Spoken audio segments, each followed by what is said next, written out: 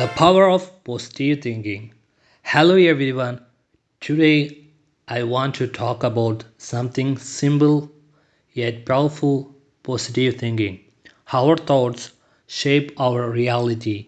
If we constantly thinking negative thoughts, we will feel stuck, unhappy and hopeless. But when we choose to think positively, even in difficult times, we open the door to possibilities and growth.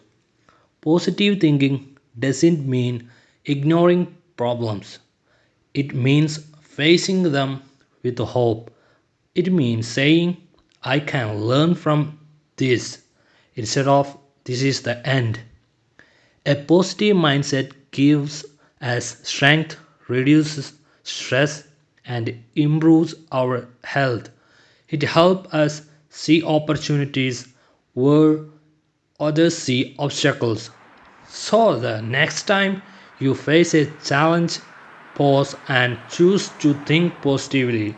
It won't solve everything, but it will give you the power to move forward. Thank you.